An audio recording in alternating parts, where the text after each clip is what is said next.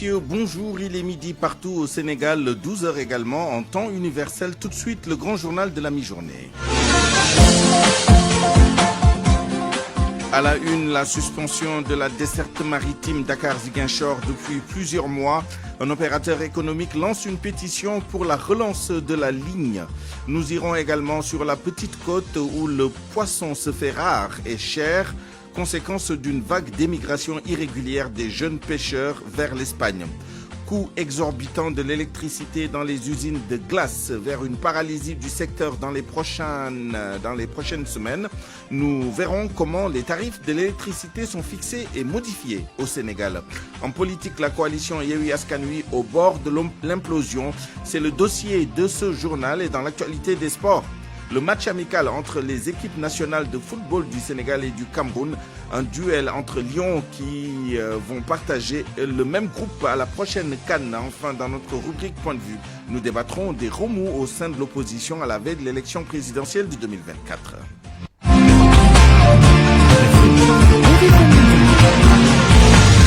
Souleymane Niang. À Ziguinchor, une pétition a été initiée par un administrateur d'une structure économique pour exiger la reprise de la desserte maritime Dakar-Ziguinchor à l'arrêt depuis plusieurs mois. L'objectif est de mobiliser entre 25 et 50 000 signatures pour contraindre le ministère de tutelle à se conformer à la volonté des acteurs économiques de la région de voir les bateaux accostés au port de Ziguinchor. Ils intègrent des conséquences désastreuses de cette mesure sur l'économie de la région pour motiver l'initiative. Lamine Ba.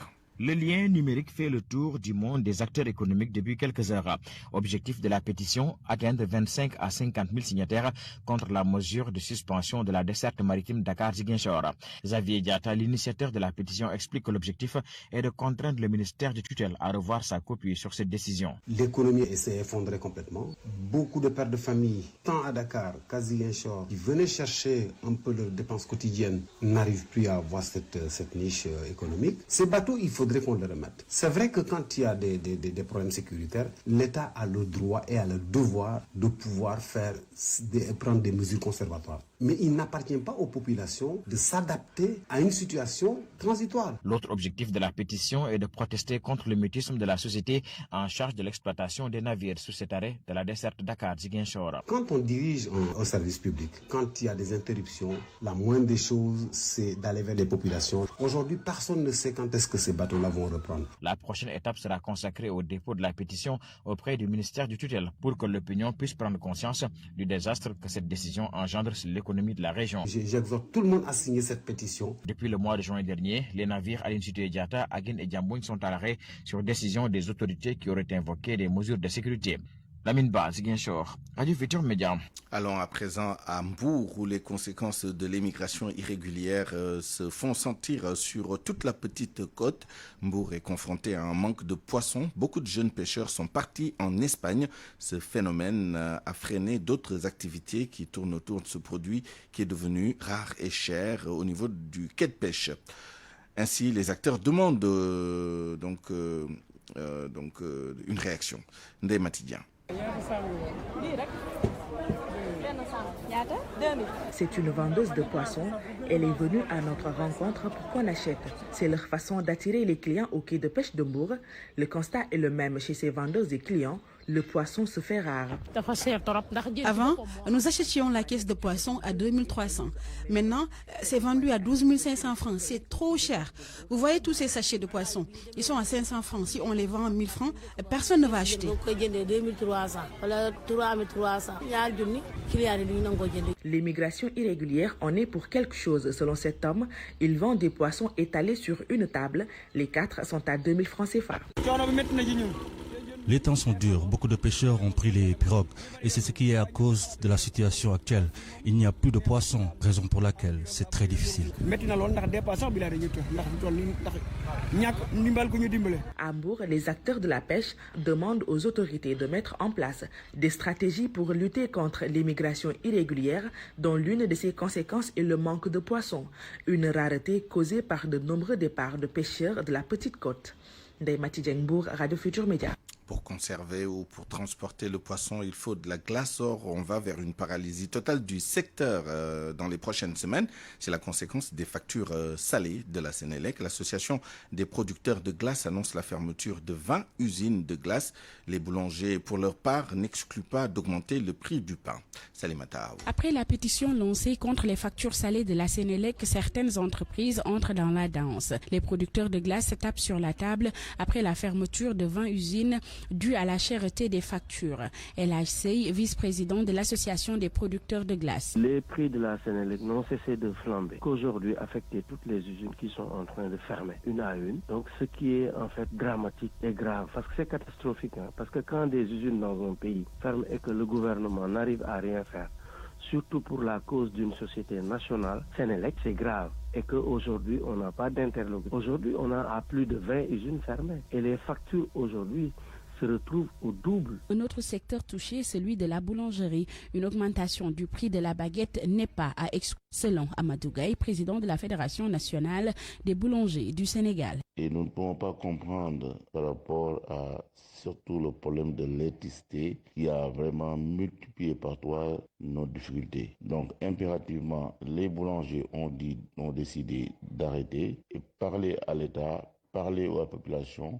Mais surtout, on va bien sûr parler du prix du pain et du poids du pain, ce qui est chose très importante. Après des rencontres avortées avec la société d'électricité, les producteurs de glace annoncent un arrêt total de production dans les semaines à venir. Si aujourd'hui on va vers l'arrêt du secteur, je pense que le gouvernement doit prendre ses responsabilités et éviter cet arrêt du secteur, parce que quand on arrête de produire, la boulangerie aura des problèmes. On n'aura pas de pain dans le pays et éventuellement, on n'aura pas de poisson. Parce que les pêcheurs, avant d'aller pêcher, ils prennent de la glace. Pour la conservation, il faut de la glace. Pour le transport du produit, il faut de la glace. Et à l'intérieur du Mais pays à aussi. l'intérieur du pays également, les gens conservent les morts avec la glace dans les morgues, parce qu'il n'y a pas les morgues qui sont climatisées au niveau. Les complaintes se multiplient contre la Société nationale d'électricité. Certains consommateurs ont vu leur facture doubler. Ils demandent la révision des tarifs pour les soulager. Restons avec l'électricité. Comment les tarifs sont-ils fixés ou modifiés?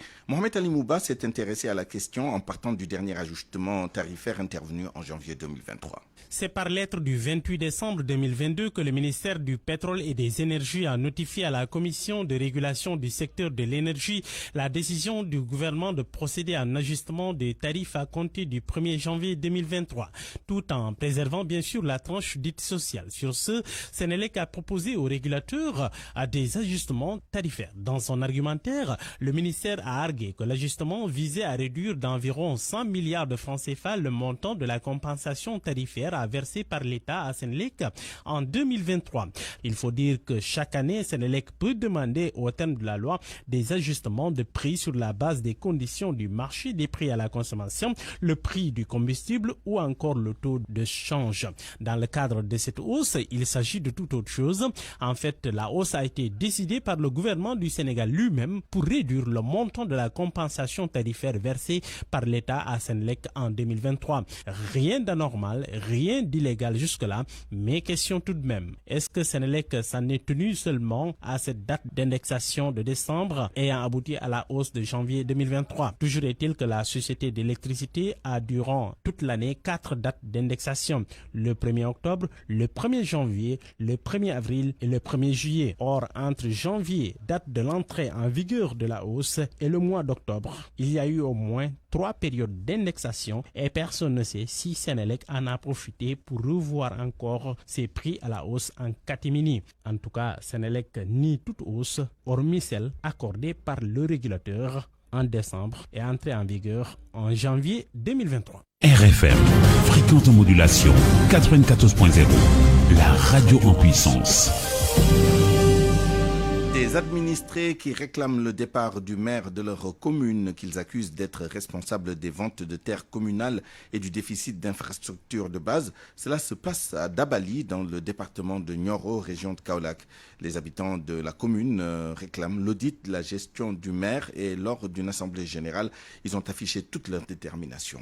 Compte rendu, Fatoumbo. Les habitants de la commune de Dabali expriment leur indignation face à ce qu'ils considèrent comme une gestion opaque de la municipalité.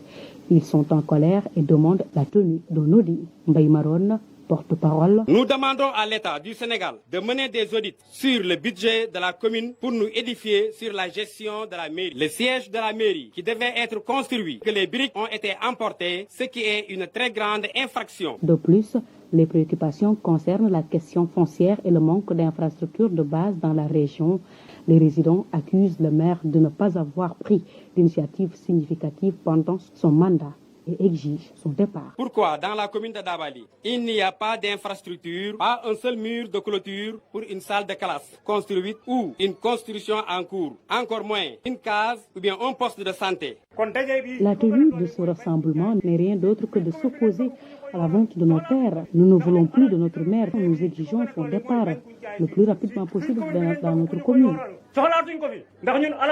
Les habitants de Dabali appellent le président Macky Sall à prendre des mesures appropriées. Fatumbo Dabali, Radio Futur Média. Dans la région de Fatick, des centaines d'habitants de villages de la commune de Mbella Kadiao ont manifesté. Il s'agit des villages de Mbouma, Diaglé et Takdiam. Ces trois localités n'ont pas d'électricité. Les manifestants ont interpellé Thérèse Faye, nouvellement nommée ministre de l'équité territoriale et du développement communautaire.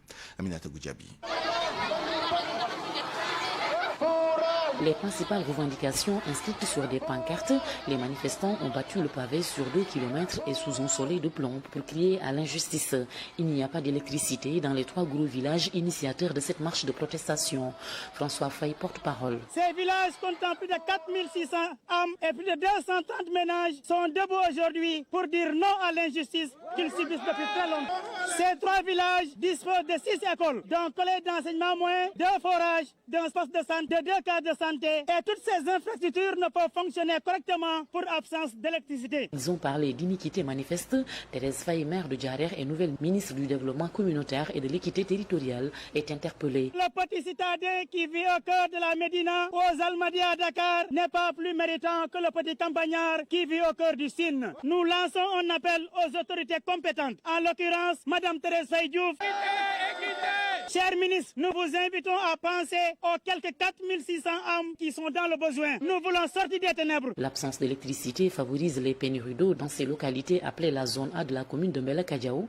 Les forages y sont souvent en panne. Et les comités de gestion éprouvent d'énormes difficultés pour le dépannage ou l'achat de moteurs. Et l'électrification se trouve être le moyen le plus efficace pour amoindrir les pannes. Mbouma, Takdiam et Diaglé sont des villages de Mbella Kadiao et dans cette commune, pas d'ambulance dans aucun des postes de santé depuis plus de 2 ans. C'est aussi une injustice selon les manifestants. Aminato Goudiabi, Fatick RFM. 12h13 minutes. Les livreurs Tchak-Tchak se rappellent au bon souvenir du président de la République. Ils déplorent la non-concrétisation de ses promesses pour l'amélioration de leurs conditions de travail, mais également pour mettre fin aux tracasseries policières dont ces livreurs se disent victimes.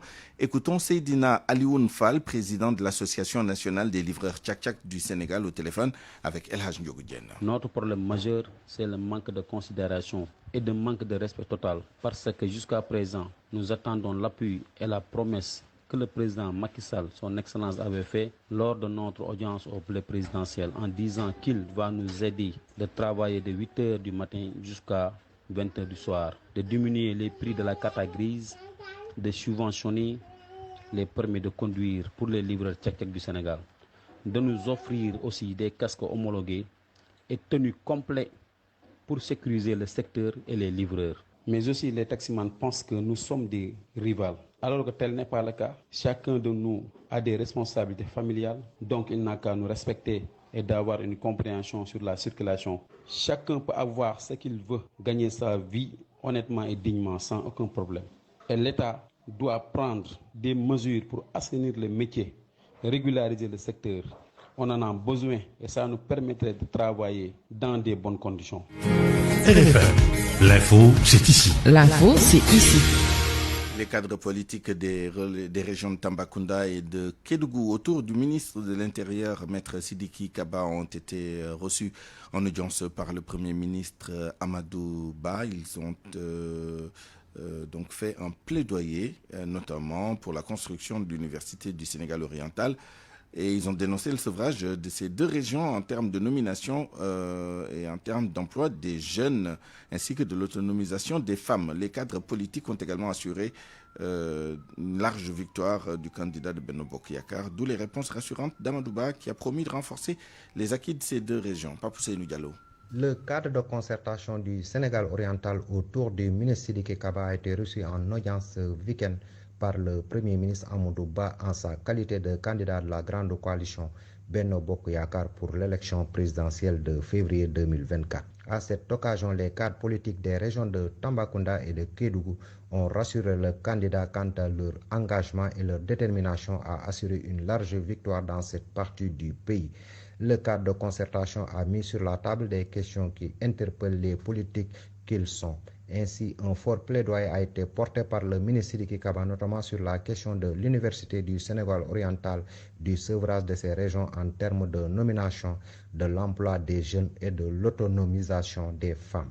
Les réponses ont été données par Amadouba qui, à son tour, promis de renforcer les acquis de ces deux régions. Rendez-vous est pris entre les populations de Tambacounda et le Premier ministre Amadouba pour une visite prochaine à Tambacounda, d'où vous a parlé Papou Seynou Diallo, RFM. À Diourbel, le lancement du mouvement citoyen de développement Dekkal Diourbel, une initiative qui a pour ambition de répondre aux problèmes des Diourbellois. L'initiateur veut faire redresser la ville en formant les jeunes dans l'entrepreneuriat, dans le développement local, mais aussi en boostant le secteur agricole. Daouda Tal, président du mouvement Dekkal Diourbel, au micro d'Alimatou Sarr. Daouda Tal, que nous allons retrouver peut-être en deuxième partie de journal ou dans nos prochaines éditions. RFM. L'actualité internationale.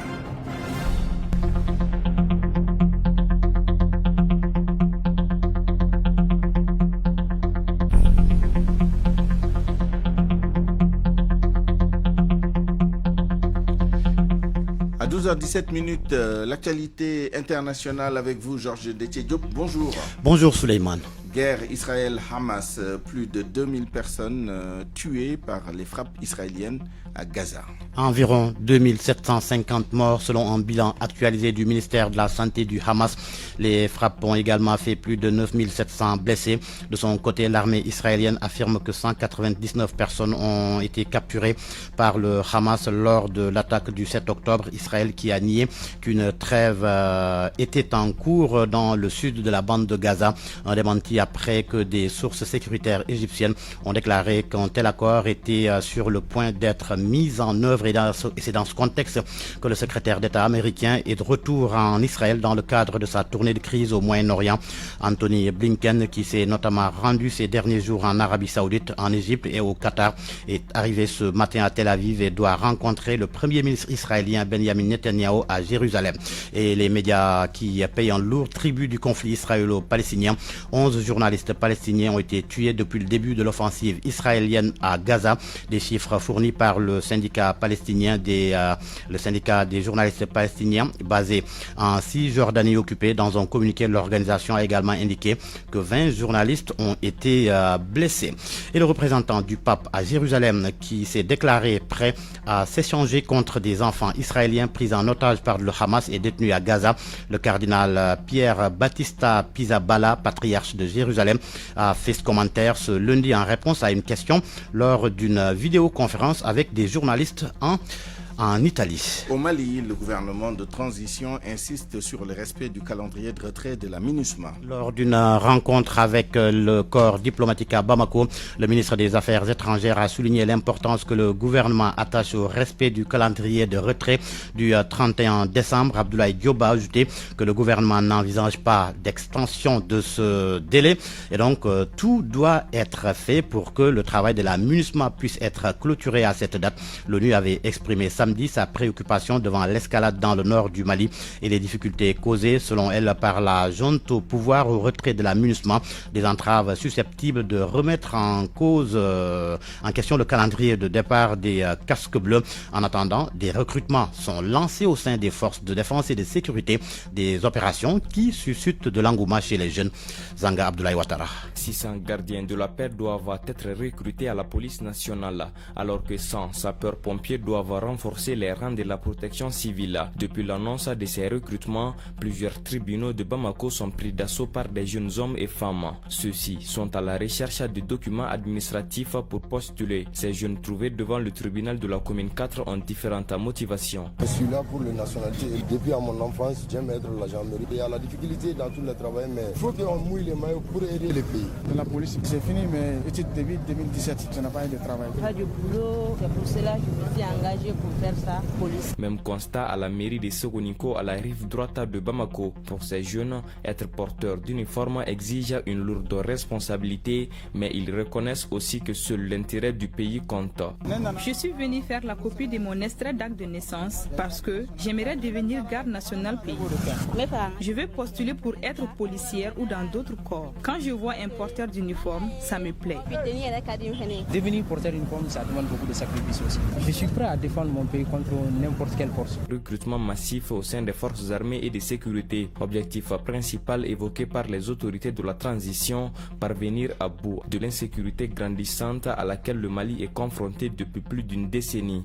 Zanga Abdoulaye Ouattara, Bamako, Radio Futur Média. L'Afrique du Sud rappelle plus d'une dizaine de casques bleus déployés en République démocratique du Congo. L'annonce a été faite hier dimanche. Ces soldats de la paix sont soupçonnés d'avoir entretenu un système de prostitution massive devant leur base.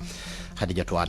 La mission de l'ONU en République démocratique du Congo, MONUSCO, avait indiqué mercredi dernier avoir arrêté 8 casques bleus sud-africains déployés à Beni. Ils sont accusés de violations systématiques et généralisées des règles onusiennes contre l'exploitation et les abus sexuels et suspendu un officier. Au vu de la gravité de ces accusations, l'armée sud-africaine annonce avoir décidé de rappeler les soldats en Afrique du Sud pour y répondre. Elle précise que des enquêteurs ont été envoyés en RDC pour investiguer sur cette affaire. Selon les documents internes de la MONUSCO consultés par l'AFP, les casques bleus arrêtés sont accusés d'être impliqués dans un système de bordel et de bars de fortune apparu devant la base de la MONUSCO de Mavivi, près de Beni, et utilisé pour de la prostitution. Selon un rapport préliminaire, l'officier visé aurait intimidé et verbalement menacé des membres de l'ONU après l'arrestation de casques bleus pour une affaire de fréquentation de maisons closes avec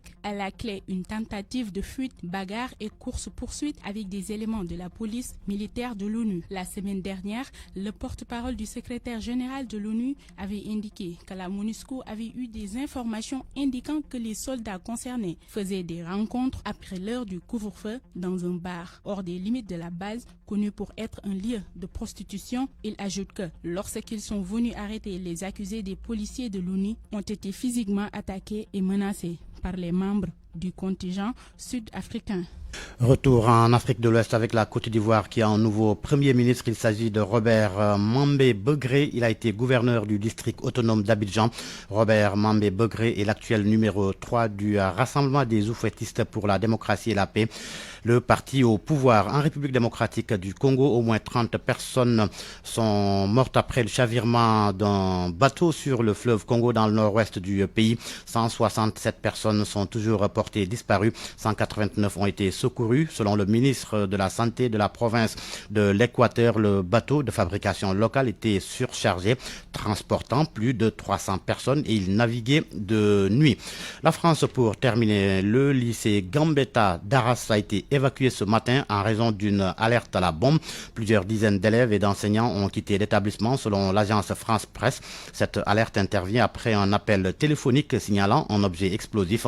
Vendredi, un enseignant du lycée et un agent de sécurité ont été tués dans une attaque au couteau. Ce matin, 1 minute de silence a été observée dans les collèges et lycées de France en hommage à l'enseignant tué. Merci Georges Détié-Diop.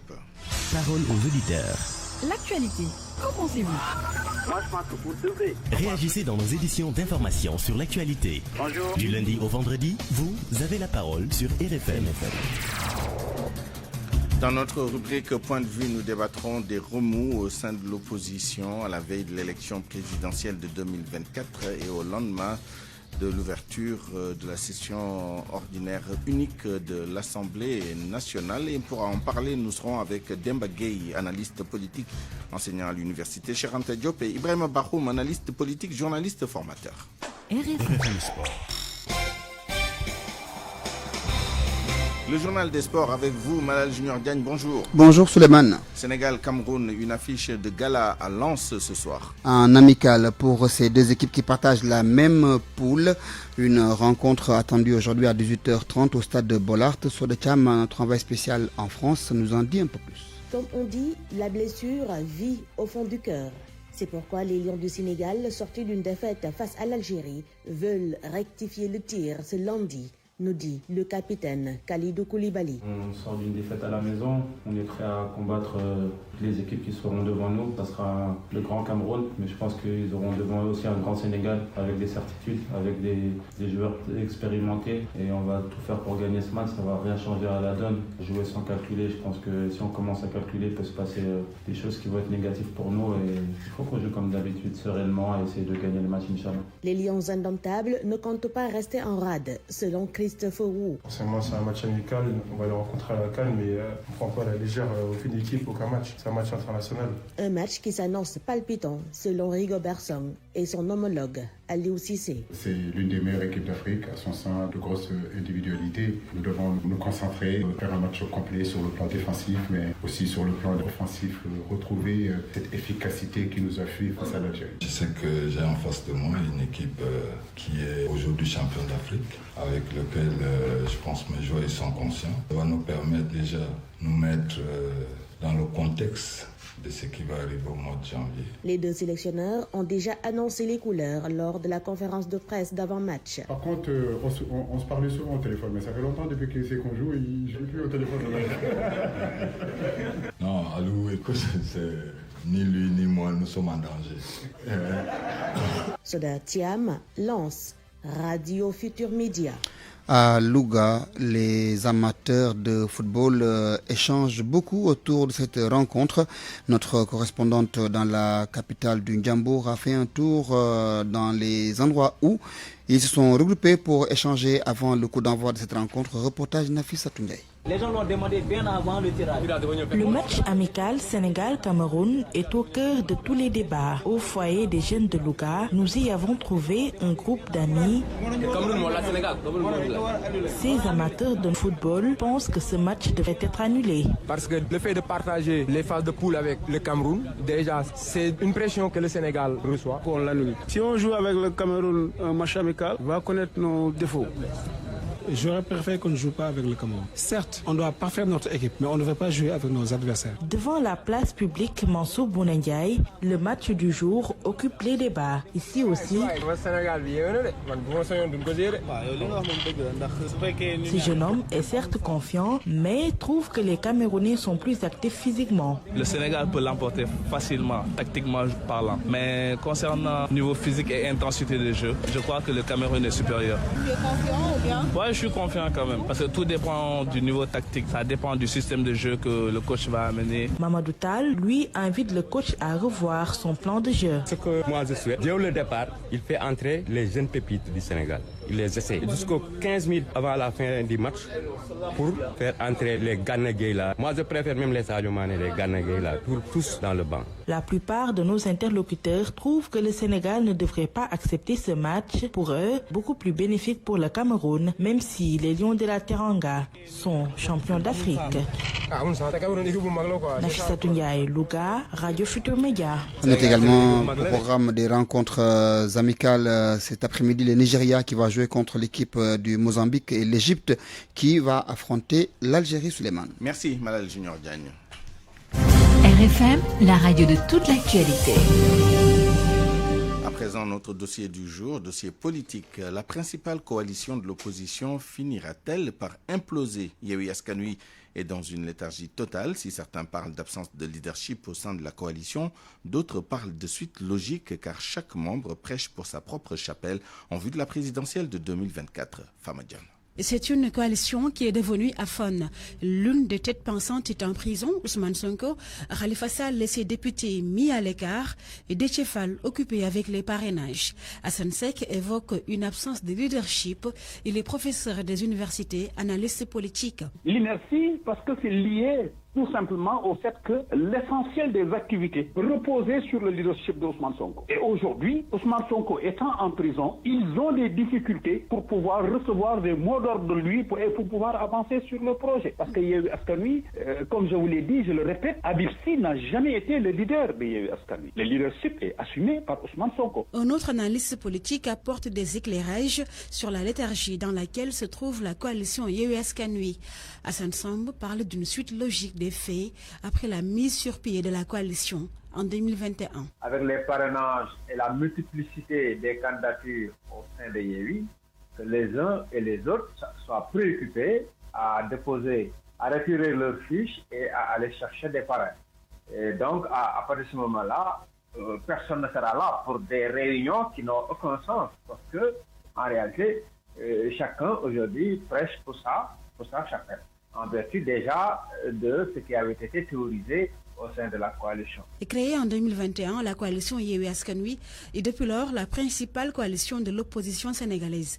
Au sein de cette seule coalition, plus de 20 candidats à la candidature sont enregistrés pour la présidentielle de 2024.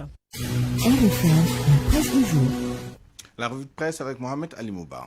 Bonjour. Yewwi Askan Wi Taxawu Sénégal, le divorce est acté. Pastef et Yewwi vont au clash et perdent 4 postes à l'Assemblée nationale, bûcheronne à manchette le quotidien Les Échos. Entre Khalifa Sall et Ousmane Sonko, c'est désormais rupture totale, signale enquête. Lequel confrère note que Taxawu Sénégal ne fait plus désormais partie du groupe parlementaire de Yewwi Askan Wi. Les 14 députés tous ont quitté le groupe. C'est que Khalifa et ses hommes en ont été expulsés en fait, mis à l'écart, zappés qu'ils ont été des postes de bureau par ex-Pastef. Le quotidien parle de fin de parti et il y a des conséquences, lesquelles le confrère note que le groupe perd 4 postes dans le nouveau bureau et Benno en sort renforcé de la rivalité, de la guerre entre les anciens alliés. Walfadjri en conclut ce matin donc que Yewwi n'existe plus, le groupe a volé en éclats, des querelles de leadership ont fait tout basculer quand ça Besbi le jour et Yewwi Askan Wi déplumé. Le journal Les Échos écrit que Khalifa Sall a déjoué alors à la dernière minute la tactique de ex-Pastef qui voulait prendre tous les postes. Benno a proposé un poste de vice-président à ses camarades de Taxawu qui ont décliné. Abdembo propulsé président du groupe parlementaire Benno Bokk Yakaar par ailleurs. Sanoyon lâche lui aussi ses camarades de Taxawu et refuse de démissionner et reste toutefois à Yewwi Askan Wi. Selon Vox Populi, la guerre entre pro-Sonko et khalifistes, la vengeance qui fait mal pour Taxawu et Yewwi Askan Wi car c'est le basculement des rapports de force à l'Assemblée. Biram Souleye de ex-Pastef savoure le coup d'un Vox Populi et de dire nous sommes restés dignes lorsque nous avons été lésés à la ville de Dakar. Babacar Abambaye lui parle de méchanceté gratuite, de méchanceté d'idiotie sans nom qui font perdre à Yewwi toute son influence à l'Assemblée nationale. Les 14 députés de Taxawu se retrouvent non inscrits. Ainsi donc, la session de Yewwi passe en session ordinaire actée, fermée le banc. Ces enquêtes sur le fonds Force Covid-19, Libération déterre le dossier ce matin. Le journal a jeté un coup d'œil sur les investigations de la division des investigations criminelles.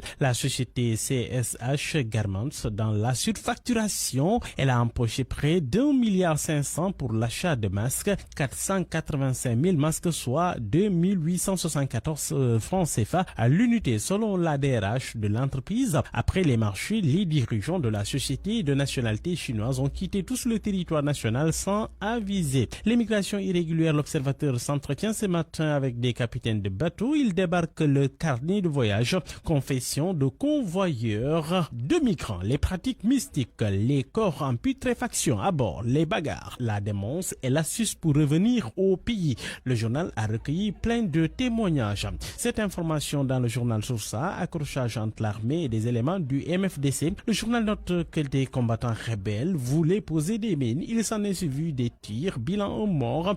Il a été surpris en train de poser des mines. l'armée a ouvert le feu aux autres rebelles. Blessés évacués à l'hôpital. Sport pour boucler amical Sénégal-Cameroun à Lens. C'est du foot. Tout à l'heure à 18h30 temps universel. Amical pour tâter le poule écrit Bosby le jour avant la CAN en Côte d'Ivoire. Un premier round à prendre ce soir après 2017 et à 3 mois de leur choc à la CAN. Le Sénégal et le Cameroun se retrouvent en amical, constate le confrère. Ce duel de Lyon cristallise les attentions. Près de 38 000 supporters attendus à Lens. Question de stade quotidien qui prendra l'ascendant psychologique. Point de vue. Regard croisé sur l'actualité du jour. À 12h35, bienvenue dans notre rubrique quotidienne Point de vue. Point de vue sur les remous qui traversent l'opposition au lendemain de la de l'ouverture de la session ordinaire unique de l'Assemblée nationale et à quelques encablures de l'élection présidentielle. Pour en débattre, nous sommes en ligne et en direct avec M. Demba Gueye, analyste politique, enseignant à l'université Cheikh Anta Diop. Demba Gueye, bonjour. Bonjour Souleymane. Nous sommes également avec notre doyen Ibrahima Bakhoum, analyste politique, journaliste formateur. Ibrahima Bakhoum, bonjour. Bonjour Souleymane. Alors Ibrahima Bakhoum, comment lire la situation politique en général et plus particulièrement la situation de l'opposition actuellement? Est-ce un chaos qui était imprévisible pour tous ou simplement la suite logique de l'évolution récente des relations entre les différentes composantes, notamment au sein de la coalition Yewwi Askan Wi? Moi, je dirais que c'est la suite logique et surtout au regard de comment ces groupes ont été constitués. Ils s'étaient mis d'accord autour d'un objectif précis qui était aller aux législatives ensemble, peut-être avant même au local ensemble, ensuite aux législatives, mais pour la présidentielle, chacun irait de son côté. C'était mis d'accord autour de cela. Reste que quand vous êtes dans l'opposition, ça c'est le manichéisme qui est cultivé au Sénégal depuis plusieurs années déjà en matière d'opposition et de parti au pouvoir. Selon la position de chacun, si vous êtes dans l'opposition, c'est du tout bon.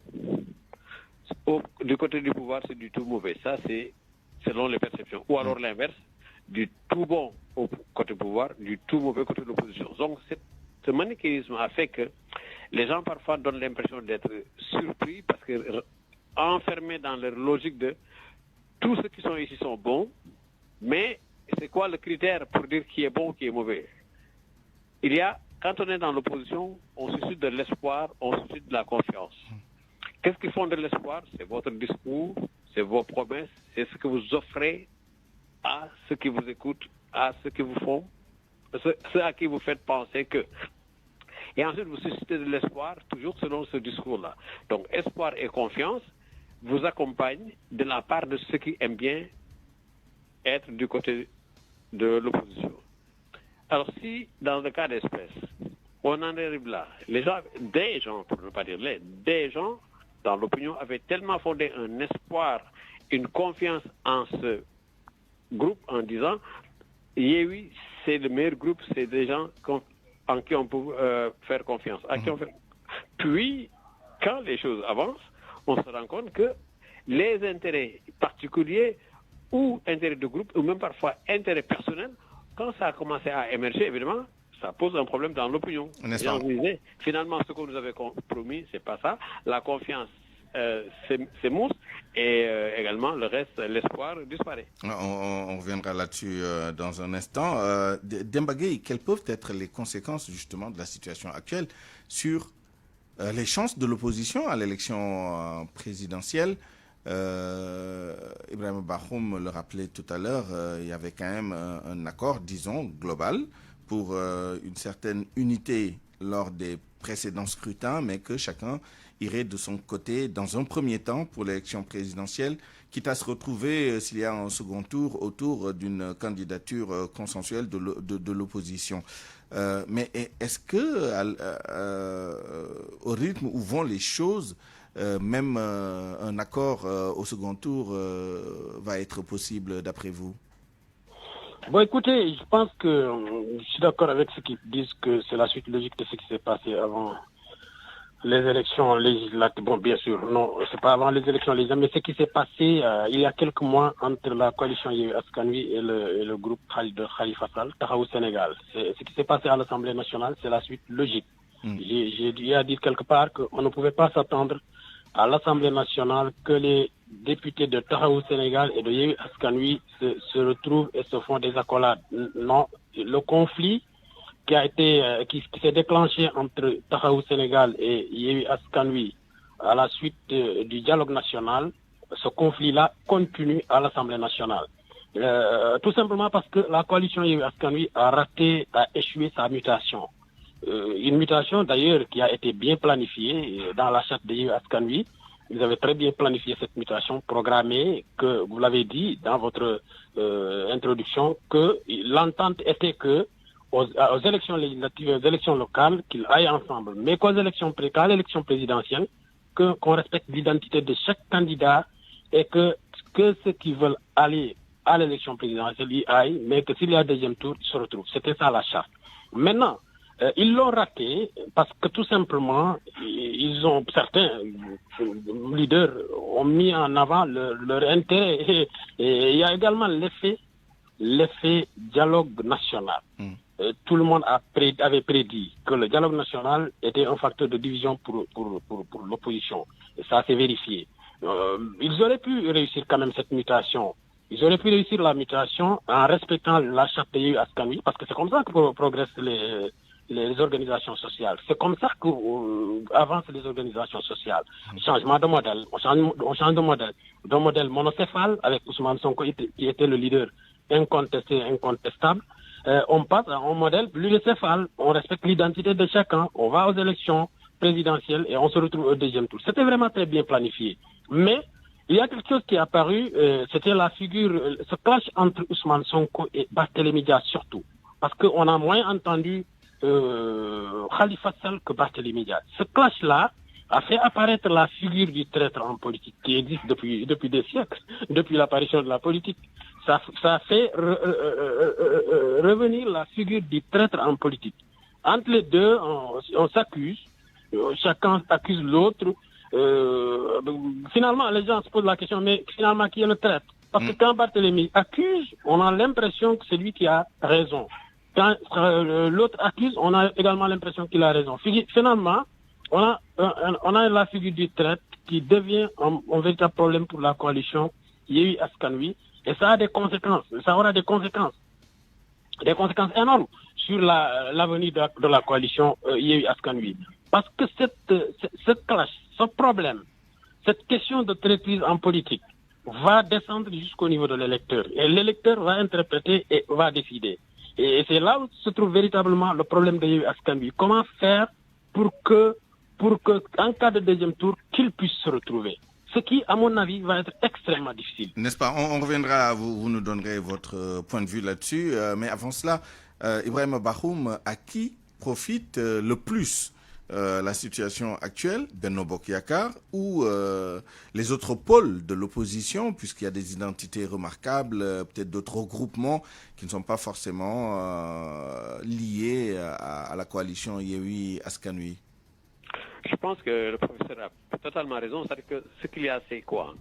Dès que le mot traîtrise, parce qu'il y a à la fois, dans l'histoire politique, mais surtout au Sénégal, le mot est très fort. Quand on dit de quelqu'un qui l'a trahi, peut-être même pas pour tous les peuples, mais nous sommes au Sénégal. Donc là, quand vous accusez quelqu'un de trahison, vous le traitez de traître, le mot est très fort. Et ça a commencé il y a plusieurs mois déjà.